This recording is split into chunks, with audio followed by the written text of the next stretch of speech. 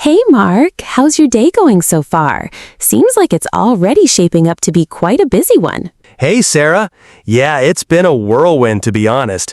Woke up a bit earlier than usual to tackle some emails, and then the kids needed extra help getting ready for school. You know how it is. How about you? Are you easing into your Friday or jumping right into the thick of it? I can definitely relate to the morning rush. Mine was a little calmer, thankfully. Just a quick yoga session and then a leisurely breakfast. I'm trying to make the most of these last few quiet moments before the weekend craziness begins. Any big plans for Saturday and Sunday? Lucky you. A leisurely breakfast sounds heavenly. As for the weekend, we've got a birthday party for my nephew on Saturday afternoon, which means scrambling for a gift at some point. And then Sunday, if the weather holds up, we're hoping to finally get to that hiking trail we've been talking about. What about you? Anything exciting on the horizon? Oh, a birthday party. How fun. I hope you find the perfect gift. Hiking sounds amazing. I'm a bit jealous. For me, Saturday is dedicated to a bit of a home refresh, decluttering the living room and maybe repotting some of my plants. And then Sunday, my friend Emily is coming over and we're planning a lazy brunch and a movie marathon. Nothing too strenuous, just pure relaxation. That sounds like a perfectly balanced weekend, Sarah. A little bit of productivity, a little bit of leisure. I should probably take a page out of your book and carve out some time for just unwinding. It's so easy to get caught up in the never-ending to-do list. Speaking of which, have you tried that new coffee shop down the street yet? I walked past it this morning and it smelled incredible. Oh, you mean the Daily Grind? Yes, I popped in there yesterday for an afternoon pick-me-up. Their cold brew is fantastic, and the atmosphere is so cozy. It's definitely going to become a new regular spot for me. You should absolutely check it out. Maybe we could even meet there for a coffee sometime next week. That's a great idea, Sarah. I'm always looking for new coffee spots, and if you give it your seal of approval, I'm sold. How about Tuesday morning, around 9:30? If that works for you, of course. Tuesday morning at 9:30 works perfectly for me, Mark. That sounds like a lovely way to start the day. I'll put it in my calendar. So, shifting gears a bit, how's that big project at work coming along? The one you were mentioning last week? Oh, the big project. It's progressing, slowly but surely. We hit a bit of a snag with one of the key deliverables, but we're working through it. It's just a lot more complex than we initially anticipated.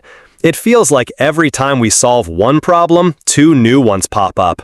But fingers crossed, we're still on track for the revised deadline. How about things on your end? Any new challenges or exciting developments at your job? I hear you on the project complexities. It's like a never-ending puzzle sometimes, isn't it?